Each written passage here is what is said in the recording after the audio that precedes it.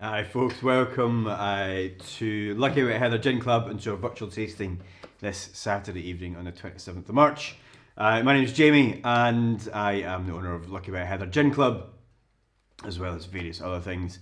And of course, as always, we have 4 lovely gins for you to try.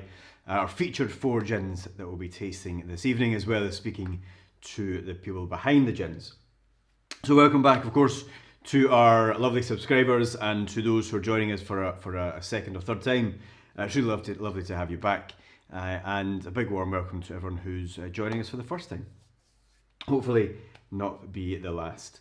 Now, we are, of course, on YouTube. Feel free to comment away. Let us know how you're enjoying your gins, which gins you're enjoying now. I know, of course, some of you have the full set of all 4. Some have 3, some have 2. So you can, of course, let us know how you are getting on with the 2 or 3 or 4 gins that you have. Now, we will, of course, take each of the 4 gins in turn, talk a little bit about them, and play some videos with interviews and from the distillers and producers of the gins themselves. So feel free to join in on the comments. I know we've got a couple of the gin producers are actually joining us on the YouTube comments.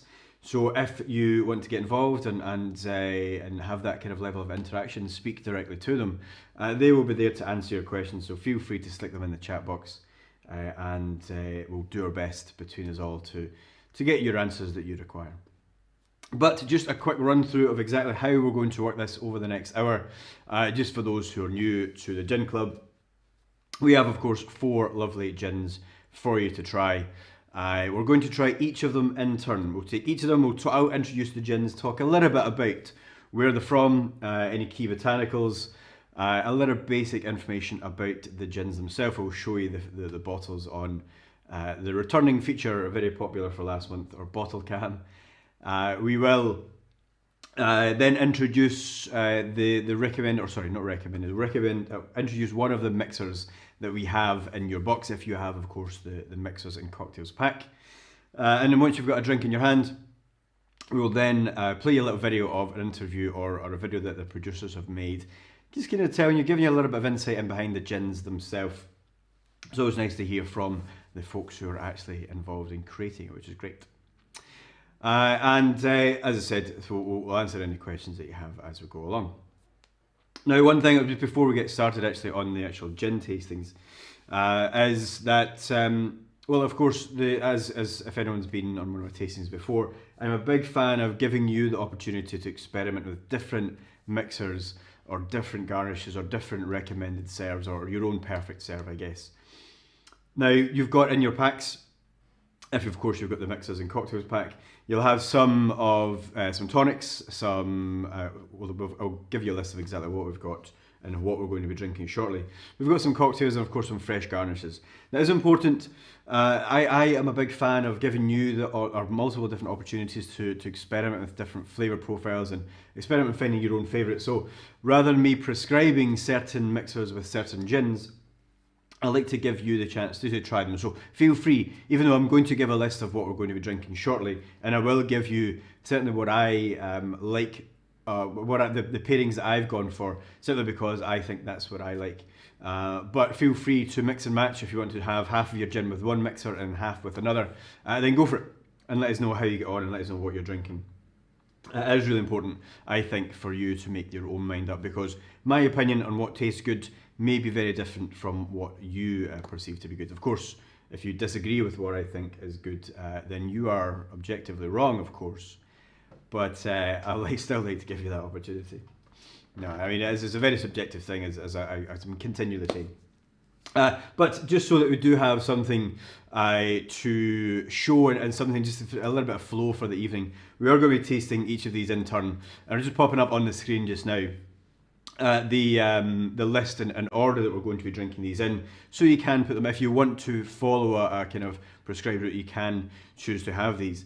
So first of all, we're going to start with the Crosskirk Bay with the Bonaccord tonic. Then we're going to try the Sutors Flora gin with your cocktail containing apricot, orange, fennel and elderflower.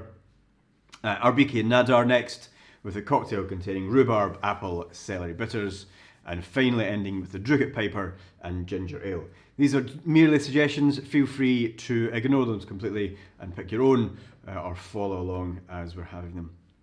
But it just means doing it this way we can talk in turn about each of the drinks and why perhaps we've picked them. Okay, wonderful. A little bit of news, a very important bit of news before we actually get tucked into some of the gin. That some of you, if you follow Juniper Festival on Facebook or social media, you might be aware that we have just put up new dates in the diary for this year's festival. This is our 2021 festival. Juniper Festival is the gin festival that takes place here in Summer Hall, just outside of where I currently am in the Drinks Lab.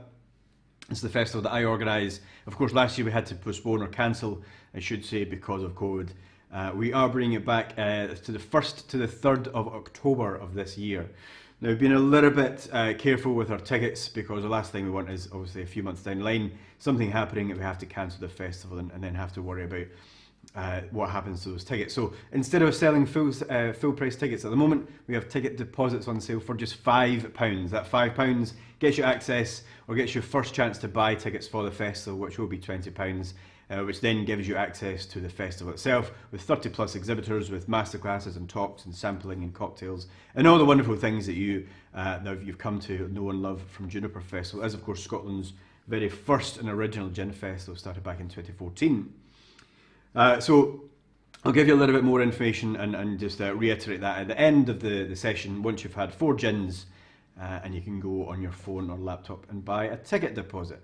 Of course, I'll send some more information via email about that as well, because it is really important news, certainly for me and hopefully for you gin fans who certainly are based in Edinburgh. I know, of course, some of you are a little bit further afield, but if you manage to make your way to Edinburgh come October, the start of October, you can certainly join us for the festival. But enough of that, let's actually try some lovely gin. So the very first one, as I mentioned, just pop that back up on the screen again, we're going to try our Crosskirk Bay gin. So I want you to grab your little bottle of Crosskirk Bay and I want you to pour yourself a little measure of Crosskirk Bay.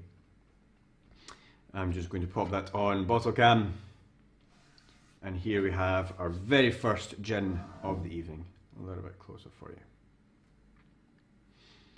Okay.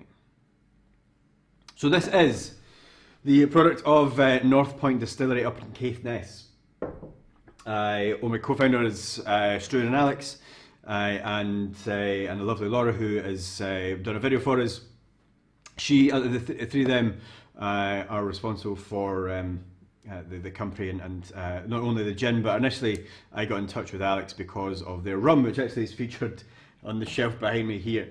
At the Drinks Lab where I currently am, we do rum and donut tasting events where we pair some Scottish rum and rum from further afield with vegan donuts from a little local place outside our front door. And this is a really great way of trying new rums with some really tasty donuts. And I'd originally got in touch with them about their North Point Pilot rum, but it turns out they also make a delicious gin, so we thought it'd be a fantastic way of incorporating that into this month's Lucky Bit Heather Gin Club too. So we're going to start off with a neat tasting of this. Now, we always start with a neat tasting of the gins.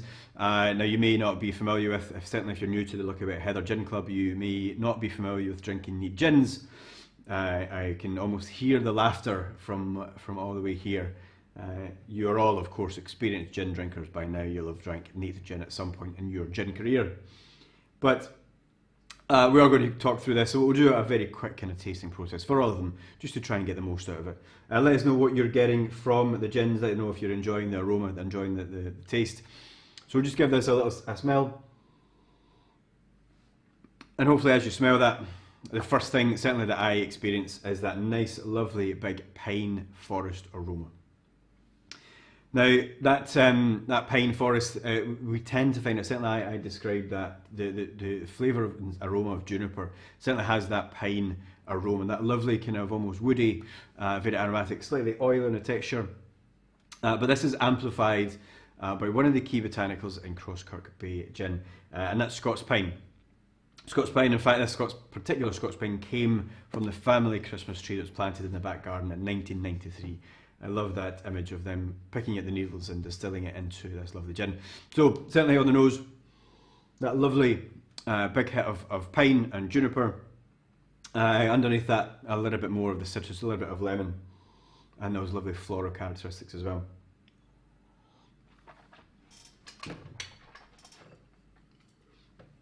And continue through on a palate. Really lovely, fantastic way of starting off a tasting event and making a really great, in my opinion, gin and tonic. So what we like to do is, certainly as I said, feel free to pick your own mixes if you're following along with me. We're going to pair it with Bon Accord tonic. So crack open your Bon Accord.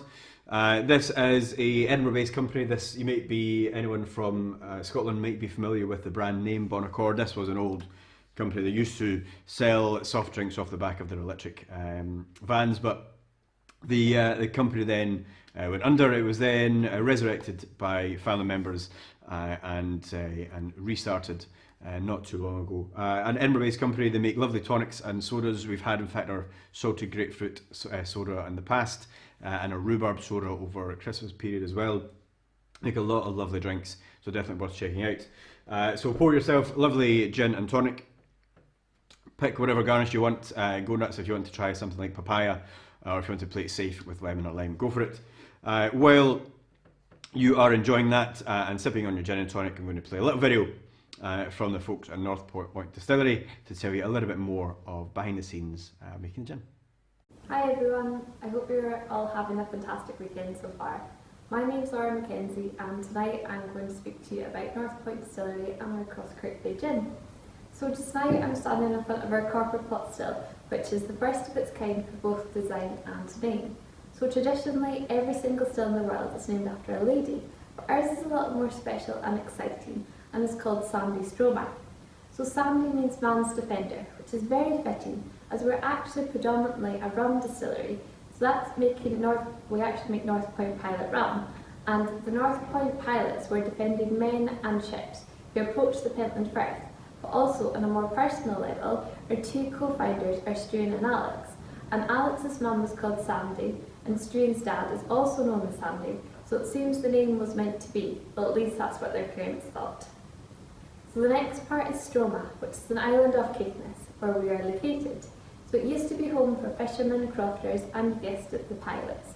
So slowly people left the island, and in 1997, the remaining residents, which were the lighthouse keepers and their family, they moved out too. So that left it uninhabited. But hopefully some of you watching have been up to Caithness, but if you've not, later this year hopefully will be the perfect opportunity when you can all finally travel and maybe get to visit us. So our aim for opening is late June at the moment, so fingers crossed. So Sandy Stroma is actually electronically powered and has a traditional whisky helmet, a brandy and rum column, just here, as well as the botanical gin basket as well. So this has proved increasingly handy when we're doing our distillers editions, as every single bottle is lovingly crafted, and that's why we create small batch limited editions in this range. So we want you to enjoy every drop and fully experience the creativity of North Point Distillers. So tonight we are focusing on Crosskirk Bay gin, and here in North Point Distillery we actually overlook the bay, which it used to be a small fishing hamlet, and that's where we got our name from. So Crosskirk Bay gin gets its wonderful flavour from carefully selected local and traditional botanicals. So each one is meticulously chosen for that flavour profiles to create the perfect taste. And Crosskirk Bay is quite a complex gin actually. It's got 17 different botanicals. It's very juniper led with a complex citrus note backing it up as well. So the juniper that we use is Italian. So this was chosen as, to tell the truth, it's just our favourite. So just like how grapes from all over the world taste different, juniper differs depending on where it is grown. So Italian juniper tends to have the highest oil content, which provides most of the flavour that we're after. So a wee fact for you about juniper is that juniper and pine trees come from the same botanical order, so it's no wonder that the flavours are rather similar. So we use fresh pine needles to amplify the juniper notes in our gin, and that boosts the citrus and pine components.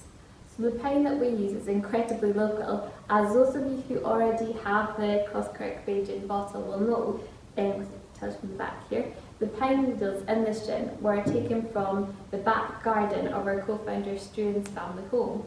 So the pine tree was actually Struan's first ever, the pine used was actually Streeton's first ever Christmas tree, which his parents planted all the way back in 1993. But don't worry though, the tree is still standing as we actually didn't need too many branches.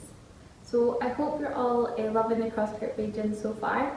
Those delicate touches of citrus mixed in with the deeper pine notes are just my favourite. Locally we use rowan berries, sea buckthorn and heather, but there's also a slight coastal note which comes from the Icelandic moss. So despite the name, it actually grows in the Highlands, and this is an important component to provide that balance on that citrus top note, which kind of builds that complexity. So it's actually a hefty 45.1%, so it's very flavourful and fresh, zesty with that long smooth finish. So all of you listening will know there's actually a few different ways to distill gin, and we use the in-pot maceration method for Crosskirk, as it carries across the esters and the oils, sometimes creating that pearlescent lush effect when like a chilled tonic or a lemonade is added. But next time that we do the distillation process, we're actually going to try the vapour infusion method, and then the tea bag style all in here as well. So we'll go on each section and try the different ones. But our distillery edition labels actually were done by NSD, who are based in Dalkeith, and we actually had right hassle with the labelling machine at the very beginning, and we've actually ended up doing every single bottle by hand. So everyone that you'll have got that you've got in front of you just now, and we've all been put on by the three of us. So that's why like some of the bottles are a little bit skewy, but between us I'm totally blaming Alex for the squib ones. But the reason I'm actually not here live with you tonight is because today's actually my 30th birthday, so despite this job hardly ever feeling like actual work, I'm probably more likely to be joining you all in sampling our spirits tonight, so just going to class that as the market research. But I'm now going to pass you back over to Jamie and Alex, who, as I mentioned, is one of the co-founders of the distillery, and he can answer any questions for you. So I hope you all have a fantastic night, enjoy our Crosskirk Bay gin, and we'll see you soon. Thank you very much. Brilliant. Thank you so much to Laura for doing it, for taking some time out to record a little video. And big happy birthday, big 30th happy birthday to Laura. And I just had a quick look on our bottle to see if we had a skew if bottle. I will let you decide on this. Is that a bit squint to you? Yeah. Alex, if you care to comment, that would be great, and whether that was you were responsible for that, that would be great. All right, so really great to hear a little bit of insight and to see the distillery as well, the really beautiful still that they have at North Point Distillery, and really looking forward to seeing their experiments with different methods of distilling as well. So hopefully you're enjoying that Crosskirk Bay gin, and perhaps with your tonic and perhaps with something else. Let us know in the comments what you're drinking it with and how you're enjoying that. And of course, if you've got any questions, as I mentioned, for Alex, feel free to stick them in the chat. He is ready and waiting, I believe, and he can answer anything that you might have. All right, wonderful. So we're going to crack on and try gin number 2, which is our Sutors Flora gin. So again, we're going to follow that same process. We are going to have a little neat tasting of our Sutors Flora gin. Sutors based up in Tayton, north of Inverness. This is their second gin that they've produced. And the first one just named Sutors gin, and this is their Flora. This is really different, so it's and we'll explain that in the video that we're going to show in a second.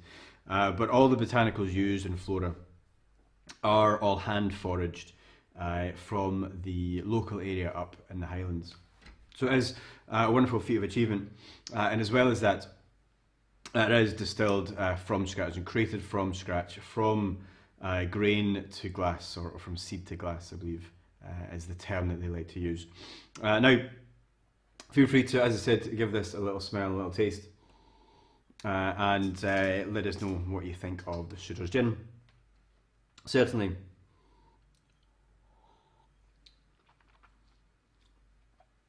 You get that lovely floral note coming through from the Flora, as you may expect, because there are a number of different floral botanicals in the gin itself. In fact, I will pop the bottle on the screen for you as well. I forgot to do that.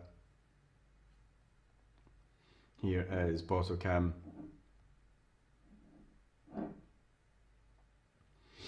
There is Flora Gin. And on the back there, you may be able to see some of the botanicals as well if you focus in. Wonderful. That's on the top there. So we can see here we've got a light floral gin with juniper, violets and elderflower, sweet Sicily, gorse, sweet Rudolph and bay, which is a wonderful botanical bill, all from, as I said, the local area up in Tain. Now we're going to pair this, so on the nose certainly you get those lovely kind of lighter floral notes, as well as a kind of slight almost earthy note. Certainly the elderflower tends to give almost kind of musky flavour sometimes with gins. Gorse in there gives a slight kind of nuttiness. So there's a few things going on which makes it really tasty. We're going to pair this with a cocktail that we've created that I forgot to make an extra version of course, as I want to do. So we're pairing the floral elements of the gin with some more fruity flavours from the cocktail. So again, I'll just pop that up because I forgot what was in the cocktail. So just to remind myself, we've got some apricot, orange, fennel and elderflower. Obviously, really complementary flavours here. Elderflower being in the gin itself, and apricot giving a lovely kind of soft fruit flavour to that cocktail.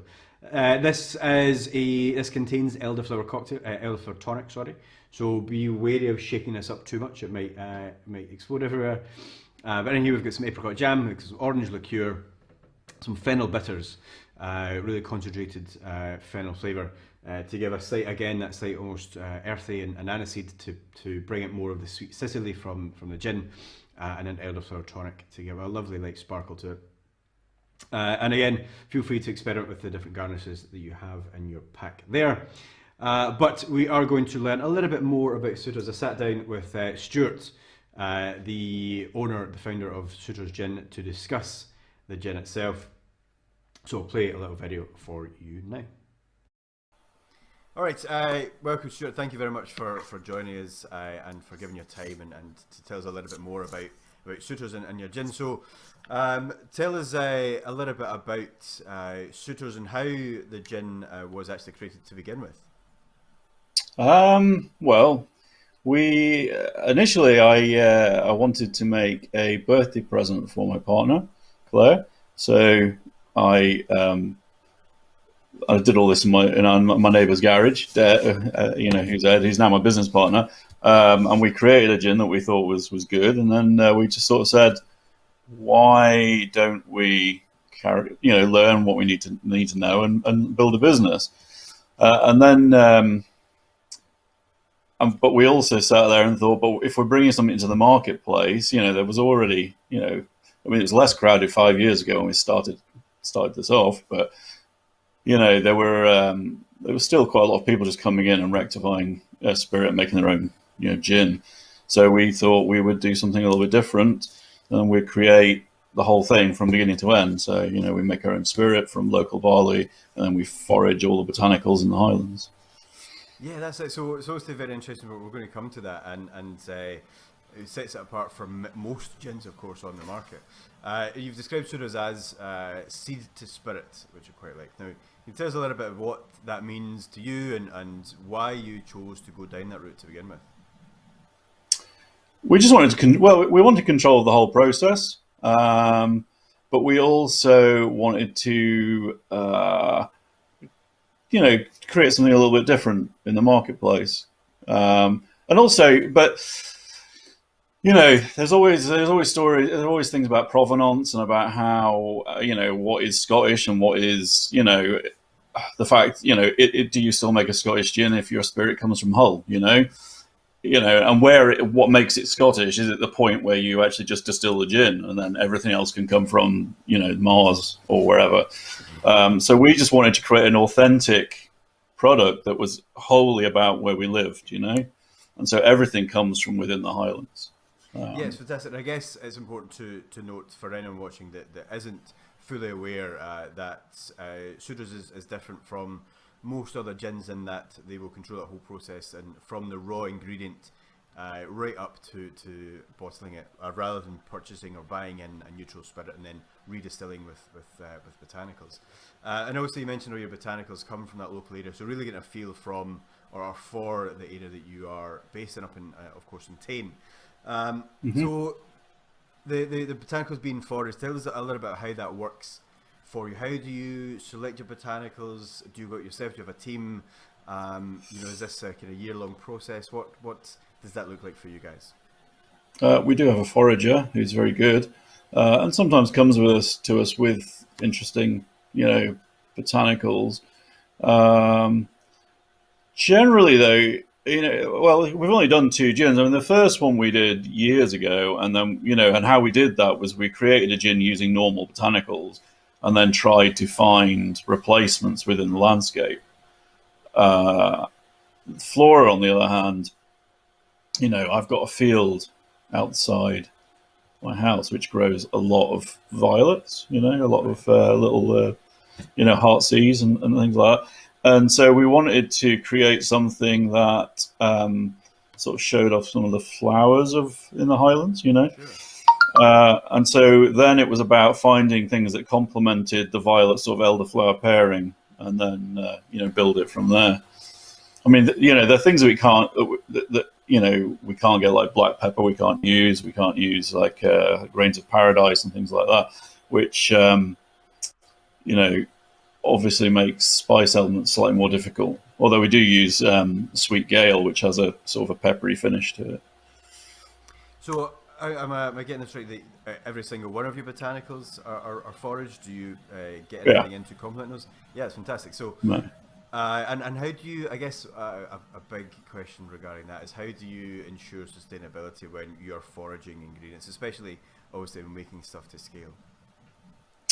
Well, our scale is pretty small, so and this was always I think it was always going to be a sort of a smaller scale business. It wasn't going to be, we're not expecting it to be in supermarkets. I mean, we can't produce it cheap enough to be in supermarkets or anything like that. It's not possible, And we prefer to work with retailers, Mm-hmm. I think so. If we can produce a good gin and it goes into retail and it's not available in the supermarkets, then hopefully people will seek out those really cool little bottle shops that are scattered across Scotland, and the UK more broadly. Yeah, so we don't go overboard, and we don't take everything from one area, and we're very careful about how we pick.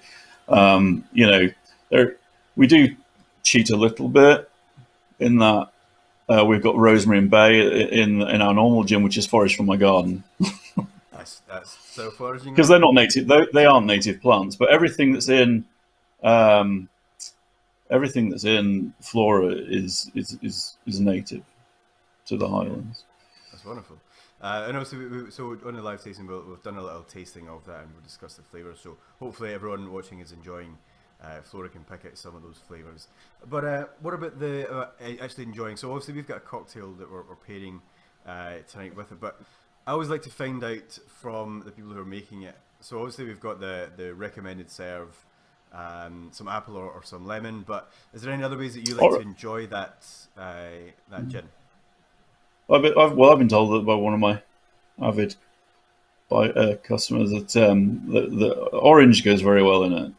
They love orange, actually, with a bit of black pepper in there. Yeah. I mean, I like it in an aviation. I think it's a perfect gin for an aviation. Yeah, I noticed the highlight on the website. The bottle was quite prominent there. Yeah, I mean, I really like an aviation, but I think this gin really works in aviation. I think it's just because of the violets in it, sort of, and everything in it. It just works very well with violet and in the citrus, and I think it works very well. I really enjoy it in an aviation. Right. So, and I guess just to finish up, we've got we're now seeing perhaps a bit of a light at the end of the tunnel when it comes to events or for opening up bars or retail, whatever it might be. What does the year ahead, I guess, tentatively hold for you and for Sutors? Who knows? It's been, the last year's been really tough. Mainly just because we haven't been able to get out there, and I think that's we've never really sold much into bars. There's a few places that stock it, but the key thing is we haven't been able to get out to the festivals and and do the sort of rounds and get it out there. We've been relying a lot more on social media and digital sort of connections, and also working with retailers like Craft 56 and people like that helping us. And I think I think that's what we've tried to do. But this year we're looking forward to getting back out there, and I think the festivals start in May. So hopefully, unless there's another lockdown or something else kicks off. Fingers crossed. Yeah, I mean, obviously that's the big thing with Gin is the festivals and events. They're actually getting to speak to people face to face and giving them the gin and talking them through it. We can do things like this virtually, and which is a best case replacement, I guess, but it doesn't really compare to having people in front of you.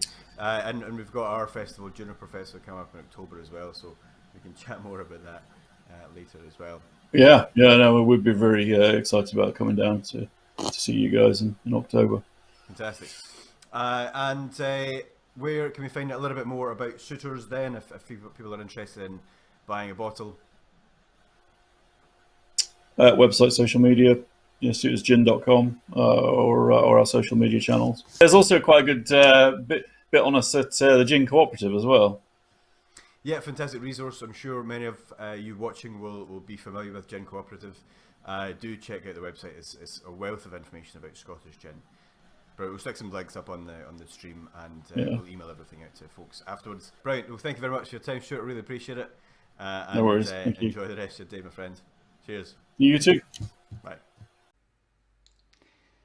Excellent. Thank you again to Stuart for joining us, giving a little bit of insight into Sutors Gin. Now, a couple of things to apologise for. First of all, being in the state of my hair, I forgot to put a hat on this morning when I was talking to Stuart. As you can see, it's firmly back on the head. I, like a lot of folks, are badly needing to go to the barbers and the hairdressers to do something about it. So perhaps next month on the live tasting you will see me without a hat, which should be a nice experience for everyone. Second of all, let's put some comments on the live stream there, because for some reason it wasn't refreshing on my screen, so I missed everyone's comments. So lovely to see you joining in. Big hi to everyone for commenting and for joining in and joining us tonight, obviously, for our live tasting. You can see a few of you are enjoying the drinks. Jamie, you're enjoying the gin and tonic. Hopefully that was the Crosskirk Bay and Bon Accord. And Linda, I assume that the Sutors one you're describing is being smooth. That's really great to hear that you're enjoying it. And hi Jan, welcome late to the party. That's quite all right. So, hopefully you enjoyed that cocktail if you're having it with the cocktail, or indeed another mixer or other drink that you're enjoying the Sutors with. But we are going to move on to gin number 3, and that is Arbikie Nadar. So again, when you're ready, grab your little bottle of Arbikie and pour yourself a little sample so you can have a smell and a taste. Again, we'll put up our bottle cam, shows our Nadar gin here. The first big thing, I guess, really to point out about Nadar, as you'll see on the bottle there, it says climate positive. Now we are going to discuss that. I'm going to talk to Stevie from Arbikie shortly, and he's going to explain a little bit more about what that actually means. But this is a really innovative product from Arbikie, and it is perhaps a sign of perhaps things to come in terms of sustainability and using different ingredients to yield different results. Nadar itself is Gaelic for nature, And this obviously refers to the fact that this has a negative carbon footprint. Of course, all these things wouldn't actually make much of a difference if the gin itself didn't taste good. There's no point in making a super sustainable gin if it tastes rubbish. But if you've got your Arbikie, then give it a smell and give it a try, and hopefully you'll agree that is definitely not the case. Now the big thing, the really a little spoiler into our video with Stevie, but the main, or the way that this has achieved this climate positive status is rather than using wheat or barley or other grains to produce the spirit, they use peas. Peas have a very different impact on the soil. But as well as that, they've got a few key ingredients in here, things like lemongrass and kaffir. So I think you get a slight kind of savoury, herbaceous green quality coming through here with a little bit of citrus and a little bit of spice. Really delicious gin, but quite different.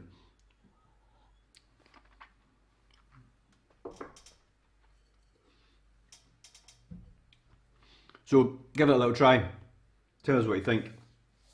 And we've got another cocktail for you here. So I got some comments coming in as well. So Linda's saying that I love the violet notes and the Sutor, enjoyed the cocktail, and Linda, you're surprised with the Nadar tastes a bit of sweetness from that. Okay, so it is, while there might not be any sweetness or sugar certainly added to the gin, we certainly might get notes or certain flavours that we might associate with sweetness, and a little bit of heat, so we do get that little bit of spice. So as I said, there is some lemongrass in here. It will give that kind of warmth.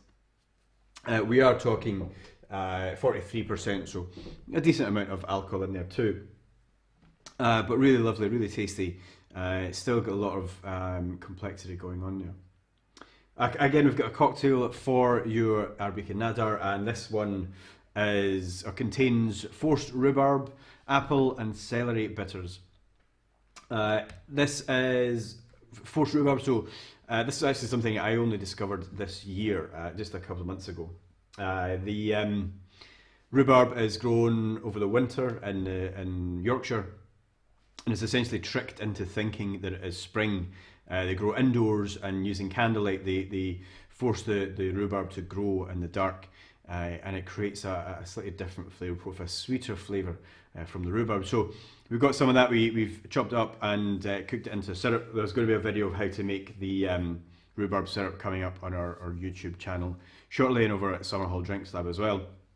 When that's ready, I will pop that in an email to you, so you can actually see how we've made this particular cocktail. We've forced rhubarb syrup, we've added some apple juice and a touch of celery bitters. Now, again, that celery might sound a little bit strange and maybe off-putting to some folks. It simply gives a nice kind of herbaceous and savoury quality that really just complements all these things going on with the gin and the rest of the ingredients. So pour those, and you can give this a shake. There's nothing fizzy in here, so feel free to try this with the Nadar. Let us know how you're getting on with that. And I can see a couple of other comments here. Alex, great that you're getting some lovely feedback on the Crosskirk Bay.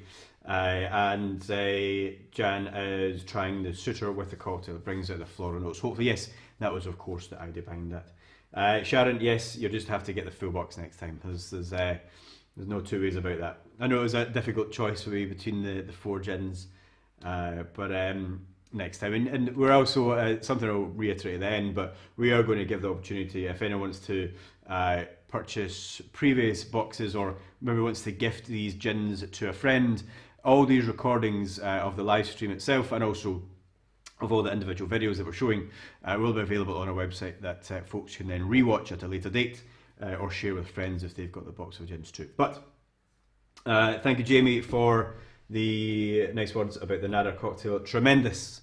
I'll take that. Thank you very much. But let's find out a little bit more information on Arbikie Nadar from Stevie. Okay, we're joined now by Stevie from Arbikie. Welcome, man. Thanks for joining us tonight. No bother at all. How you doing?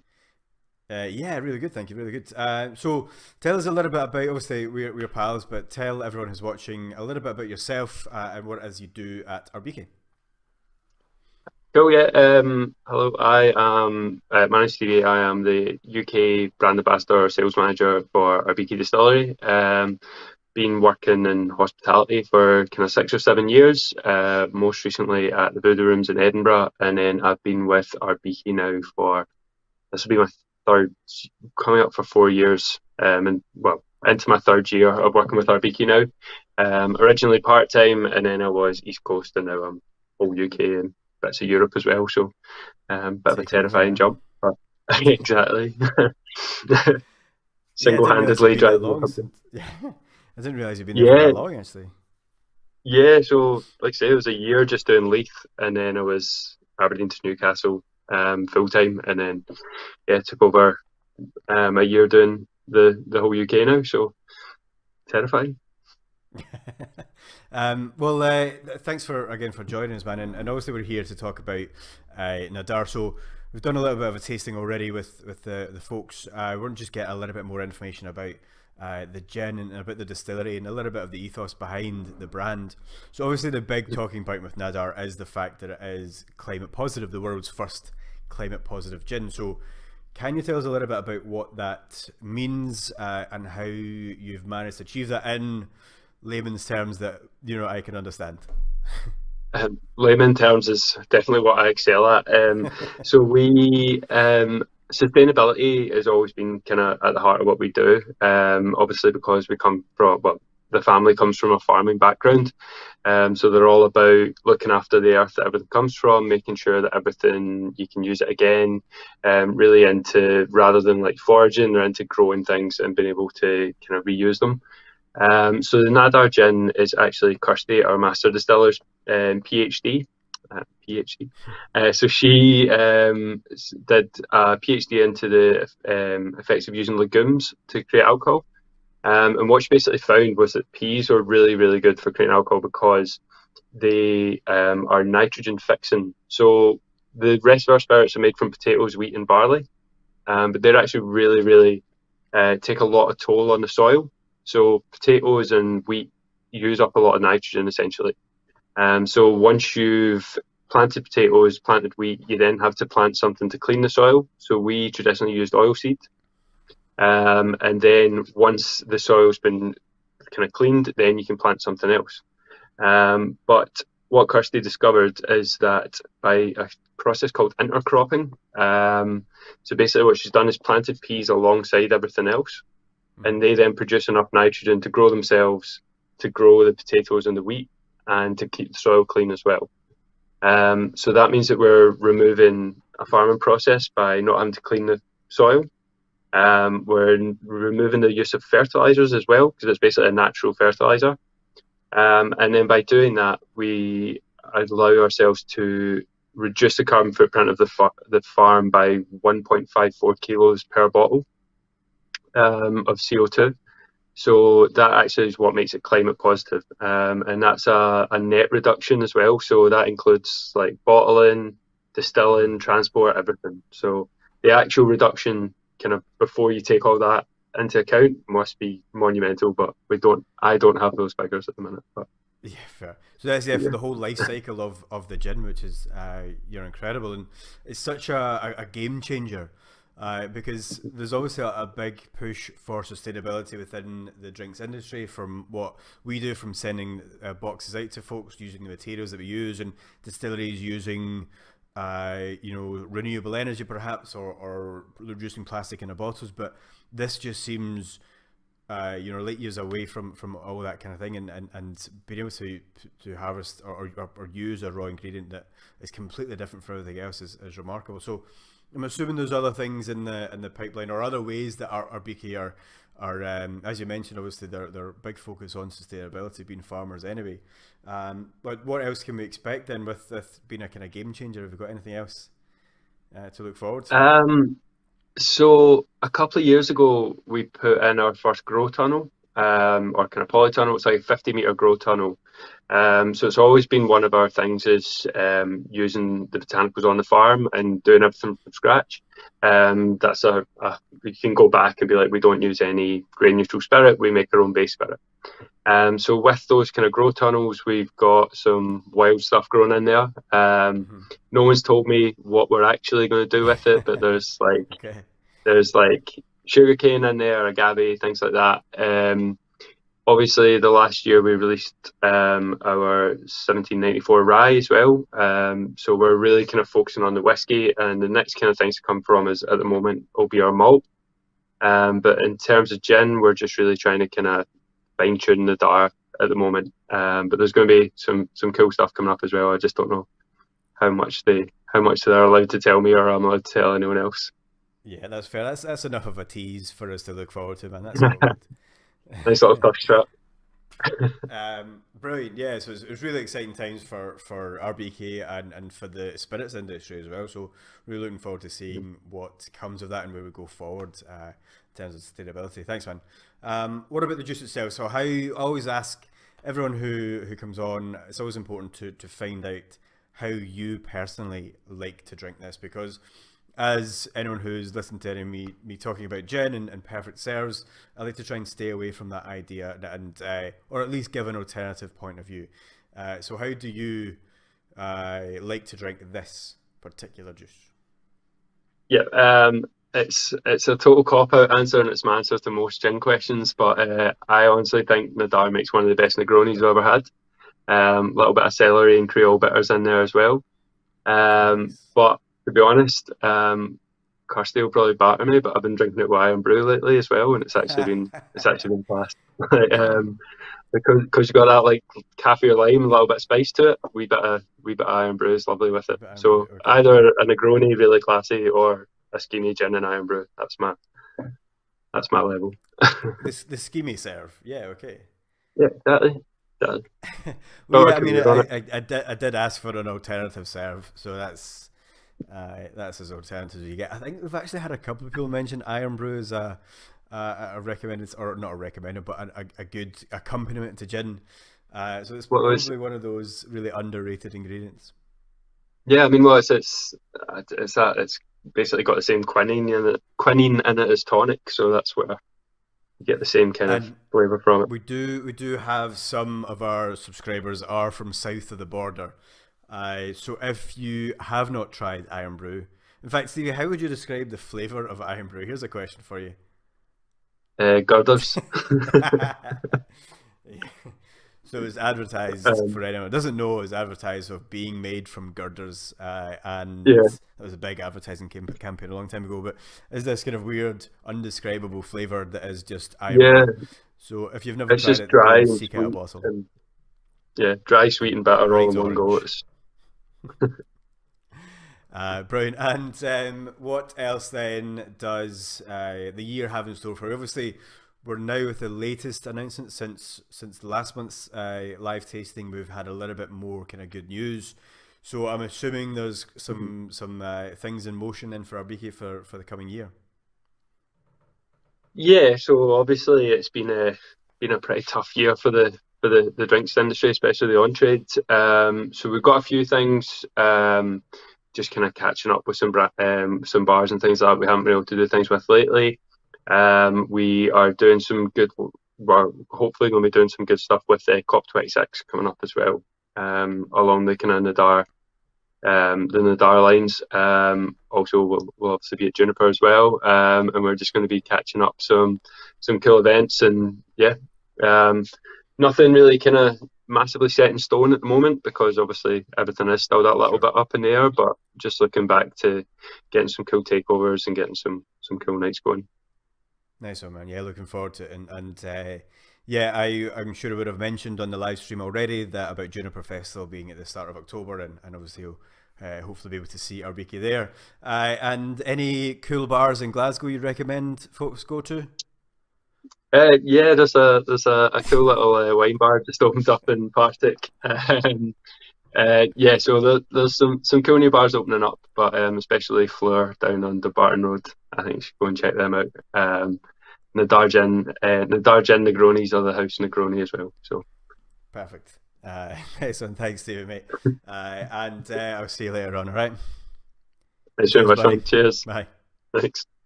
Cheers. Yeah, big thanks to Stevie for joining us and give us a little bit of info about Arbikie and Nadar, and hopefully explaining a little bit more about, in understandable terms, about the Nadar and how that is climate positive. Put some links on the chat there if anyone wants to find out a little bit more about the science. It is really interesting. Fantastic work by Kirsty Black and the team at Arbikie, so big congrats to them. A really tasty gin as well. Yeah, it should be good with a fiery ginger ale, says Linda. I think that's a good shout. Bon Accord, who made the tonic that we're trying earlier on, also make a fiery ginger beer, which might work. And you see, check that out if you can. So we have one final gin, our fourth and final gin for the evening to try, and that is Drookit Piper by Pixel Spirits. So again, we'll just follow that same step and give this a smell now. This is a really fantastic way to finish our tasting here, because as you smell this is just beautifully bright and zesty and juicy and summery. Big hits of orange and grapefruit make a really beautiful citrusy gin. They use pomelo type of grapefruit. They use orange and kaffir lime as their main botanical. So you've got that slight kind of green floral note as well underneath the citrus. But really big and bright and fantastic way to end. Now we're going to speak to Craig from Pixel Spirits shortly, and he's going to tell you what on earth Drookit Piper means for those who are not familiar with the term. And also a little bit more about Pixel Spirits. This is their second gin by Devil's Staircase, which is named after a part of the West Highland Way, a particularly tricky hill which I ventured out on last year, which is not particularly easy. But this is their second one, Drookit Piper. We've got a couple of other things in the pipeline as well, or on the go, which Craig is going to explain. But we are going to, there we go, Craig is joining us, loving the tasting, got a Drookit Piper ready for this. So Craig is, it might be his lovely wife Nora as well. But if you've got any questions about Pixel or Drookit Piper, then stick them in the comments and the guys will tell you a little bit more. Now I thought we'd pair this with a ginger ale, just as a nice way to complement those big bright orange and grapefruit notes, with Fever Tree's ginger ale, which has a slight kind of orangey citrus quality to it.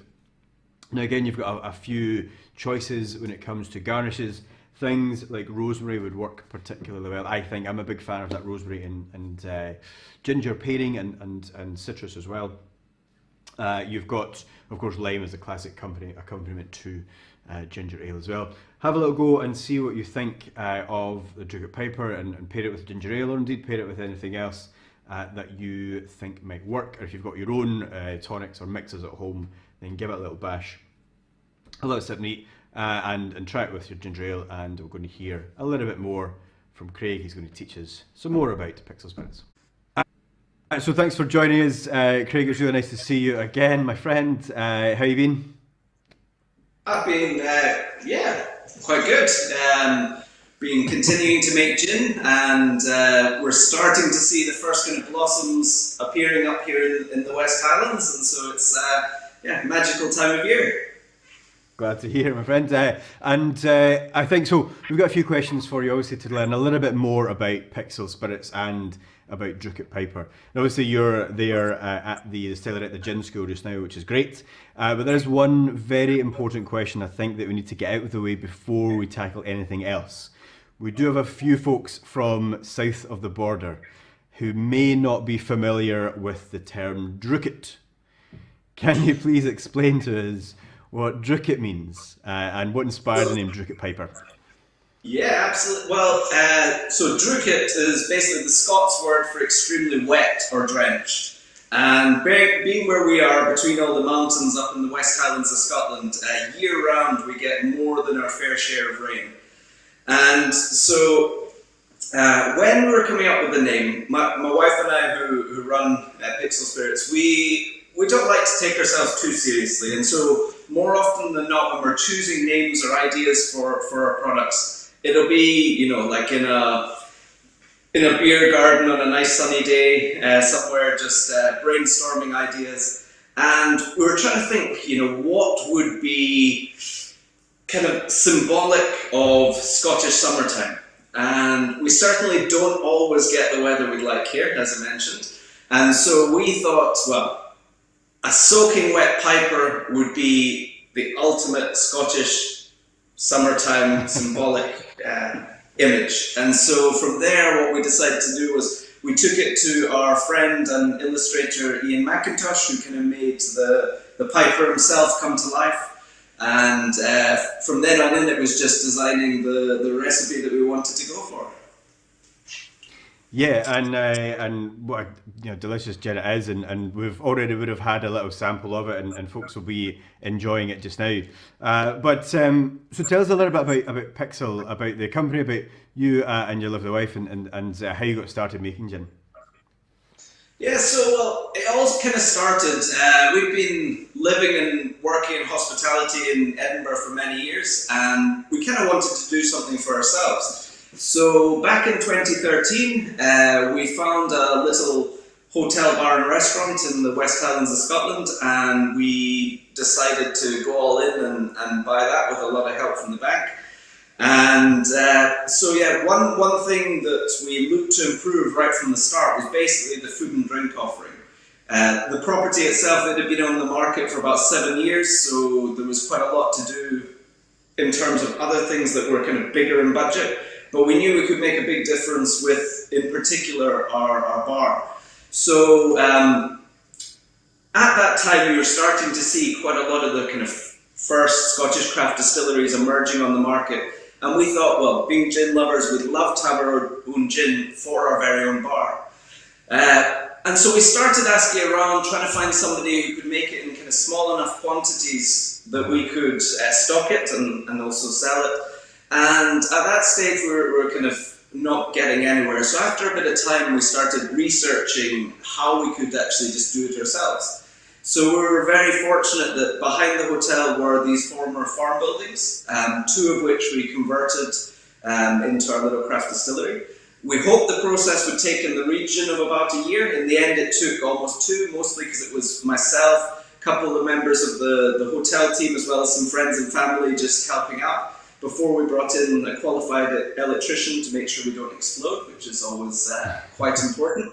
So we finally opened our doors in October 2017, which meant we had our first gins launched in November 2017. So we started with Devil's Staircase here, which is perhaps our most known because it's been out there for the longest.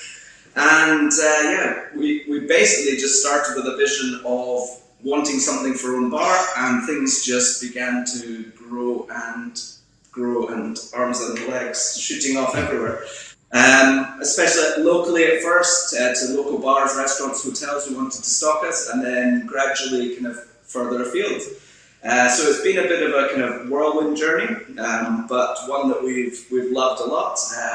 There's something very special about having your own tiny little craft distillery where you can just come up with crazy ideas, sit down, distill them, and see what happens. And yeah, it's. And yeah, I mean that must be such a wonderful thing, and being able to experiment, and I'm sure there've been some failed experiments along the way. Yeah, I mean, I still think back to the very first gin I ever made. It was a complete disaster. So basically, when we decided we wanted to open our own distillery, well, we'd never made gin before. So yeah, we knew what botanicals went into it, but we had no real idea of the kind of quantities. So it was through kind of trial and error that we built our first recipes.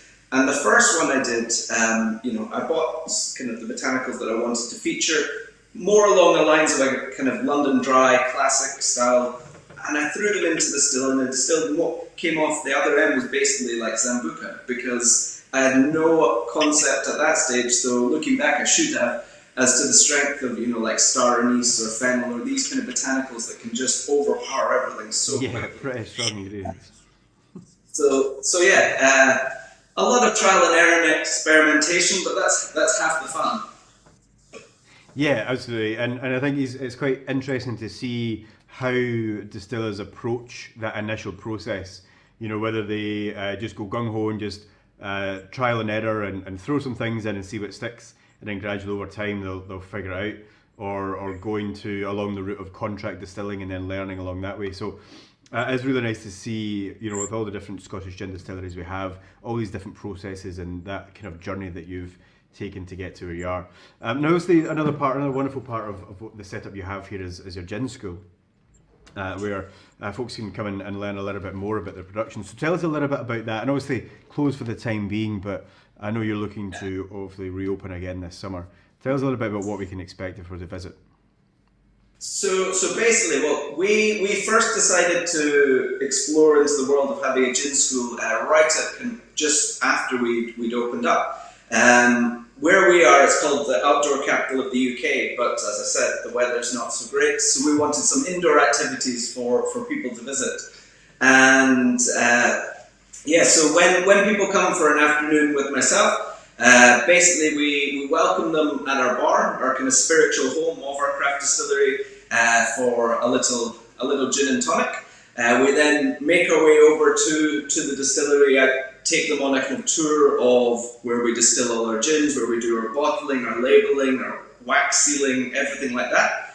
And then we make our way through to this little classroom I'm sitting in today, where we have these little copper pot stills. So we then kind of talk through the kind of basics of gin recipe and then kind of go more into detail with either the individuals or the couples or groups that are on the course and help them develop a gin recipe for themselves. We've had some amazing ideas come out of that, some questionable ones, but then, you know, it's also down to what you like in a gin. Everyone has very different tastes. So we, after we've kind of finished distilling, well, once we've distilled the gin here on site, then they get the chance to then bottle it and label it and then wax dip it. So they walk away with their very own 70 cl bottle of their very own unique creation. So that's great. We also get quite a few people, you know, emailing us afterwards to send their recipes so they can have it recreated, whether it's for like a special occasion, so wedding or anniversary, or at the moment we're just doing some ones for somebody who's been on the course and wanted them as miniatures for their wedding celebrations. So that's quite nice. Yeah, it's such a lovely idea, and obviously thoroughly recommend this kind of experience. So we'll put some links on the live stream, and also I'll email everyone after next week with a little bit more information on how to find out more about the gin school and everything else that you guys get up to. So let's talk a little bit about the actual liquor itself. So we've done a tasting of that, and obviously really nice and bright and juicy and citrusy, you know, that big grapefruit note. So how do you, I always like to ask the producers and everyone who comes on here, rather than just going by the recommended serve, how do you personally, Craig, like to drink Drookit Piper?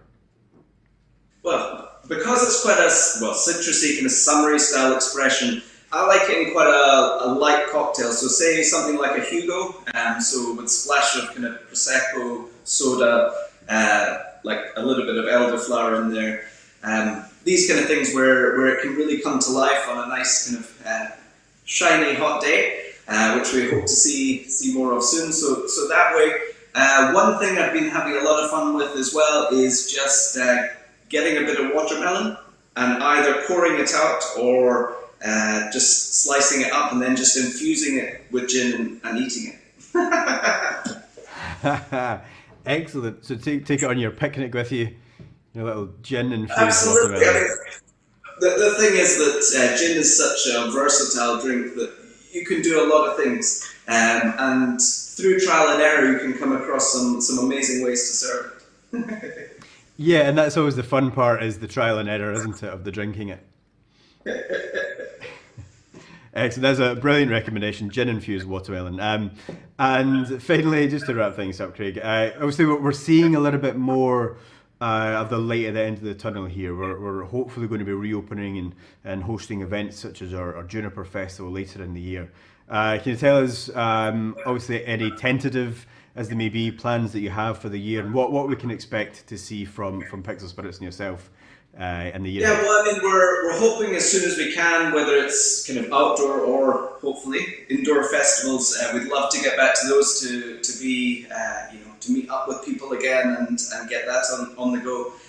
During lockdown, we've done a lot of kind of work on our artisan range, so some of the kind of more unique one-off things. So like our oak aged or chanterelle gin, things like that. But we've also, aside from gin, we've also been making a white rum and a golden rum on site from scratch. So we've been kind of gradually trying to get that released, but we've been waiting until kind of things reopen because it's a little bit tricky at the moment. Aside from that, we've got some other projects on the go with the hotel and ourselves. We're kind of collaborating to put a new event space together, which we hope should be quite a lot of fun, which will help, for tasting events, for things like that on site up here in the West Highlands as well. But we do also hope that we'll be able to take a lot of what we learnt in terms of like virtual experiences and run with them and continue with them, because we are based quite far from a lot of places, and so it's convenient for a lot of our customers to have virtual experiences as well as kind of live ones with us. So that's quite exciting. We also do quite a lot of bespoke kind of contract work for bars, restaurants, shops and things, and so we'd expect to see quite a few orders starting to kind of come in from those guys who've been also, just like ourselves, kind of closed down for a little bit. So I think it's going to be, I think we're going to have to hit the ground running. It's going to be a busy few months, but we really look forward to it. Excellent, fantastic. So a lot of things go on. In fact, I did mean to send you a little message about the rum because, as well, our viewers might not be aware, but I also run the Summerhall Drinks Tab, and I do rum and donut tastings, where we pair some rum, including Scottish rum, with some locally made donuts from just across the road. So we need to get some Pixel Spirits rum involved in that one. So absolutely, keep an eye out for that. All right, it was really lovely to speak to you and see you again. And hopefully it won't be long till we see each other in person, man. Absolutely. I look forward to it. All right, take care, man. Bye. Thank you. Big thanks to Craig for doing that yesterday when we caught up to chat. I realise I'm wearing exactly the same outfit as I was yesterday, but there we go. Big thanks for Craig for doing it, and lots of lovely comments coming in for that. And it looks like we've got a members trip to the gin school in Ireland coming up, which is great. Shout out to a couple of things. They mentioned the rum and donuts there. May as well plug that at the present. We mentioned obviously we will hopefully get some Pixel Spirits rum in there, but we've got a rum and donut tasting. This is for Edinburgh-based people only, simply because the donuts are made fresh that morning and then delivered by cycle courier to your door. But that's £25 for 3 rums and 3 delicious vegan donuts. And this month, or next month, is features another one of North Point Distillery's products, their pilot rum. And this, as we mentioned and as Laura mentioned in the video, they're primarily a rum distillery, and this is really delicious. I'm not going to take up too much of time talking about rum, but you can check out our website. I'll put the link in the comments there if you want to find out a little bit more. Yes, Linda, it's a very good combo. Rum and donuts is always a winner. And that is all we've got time for. I guess we've ran over a little bit. I apologise if that caused any inconvenience there. 8:10. But lots to talk about, of course, and it's really great to hear from the folks behind the gins. Big thanks to Laura and to Alex from North Point and from Crosskirk Bay Gin for joining us through the video and the comments. To Stuart from Sutors Gin, Stevie at Arbikie, and then to Craig from Pixel Spirits for, of course, the video and also being part of the comments as well. I mentioned at the top about Juniper Festival. Juniper Festival is coming up this October, and I'm just popping onto the comments there the link to the website. If anyone wants to wants to come and taste some beautiful gins. Now, we're not revealing what gins are going to be there just yet. We're a little bit early for that. But we are, as I mentioned, we've got deposit tickets available for just £5. That £5 will then go towards your ticket price when we get the green light from the government, essentially, to hold big events. Failing that, you'll get a couple of bottles of gin from the Lucky Wet Heather Club. Not only that, ticket prices will be just £20, and £2 of that will go towards Trees for Life. This is our charity partner, and we support their cause. They are helping to rewild Scotland, introducing native species of not just trees but also wildlife into the Scottish Highlands. It is a big rewilding is a huge cause at the moment, and it's quite an interesting thing to delve into. So we support their work up in Highlands. It's really fantastic, and especially the work they do with replanting juniper. And we're going to hear from, or we'll give you a little bit more information on Trees for Life in the coming months.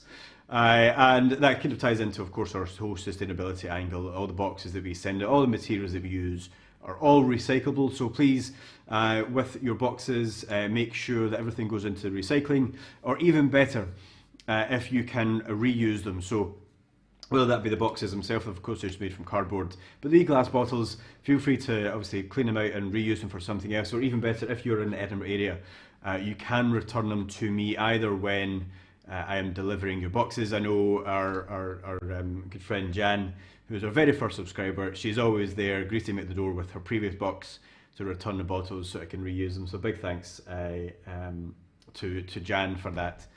Jan. We appreciate that. It's really, really helpful. So thank you so much for joining us, everyone, and a couple of comments coming in about the festival.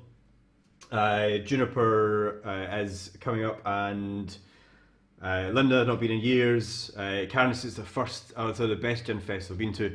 I like to think so too. Slightly biased opinion, of course. But it is a lot of fun. We, of course, it's focused on sampling. We get to try lovely gins, but not only that, we like to have interactive elements, so you get to do cocktail masterclasses, or you'll learn from the distillers and producers and the brand ambassadors, and they'll teach you a little bit through masterclasses and interactive elements too. And you can, as I said, find it a little bit more on our website. But I realise I'm now just rambling whilst trying to read comments. So I'm going to call it a night. Now, I will just pop up a little final landing screen, an end screen. I will keep the live stream going for a bit, just in case you've got any other comments or any other questions for Craig or Alex on the comments about Crosskirk Bay or about Drookit Piper. And I'm very much looking forward to, as Jan is, looking forward to meeting people in person, hopefully very soon. Fingers crossed for that, and who knows, obviously Lucky Wet Heather will still continue virtually. This is always designed to be a virtual tasting event as opposed to in person, but there is certainly potential to do some in-person events or little Lucky Wet Heather Club meetups in the future, so fingers crossed that won't be too far away. But listen, enjoy the rest of your Saturday evening and the rest of your weekend. Thank you very much for joining us again, and I'll speak to you again later on. Thanks, folks.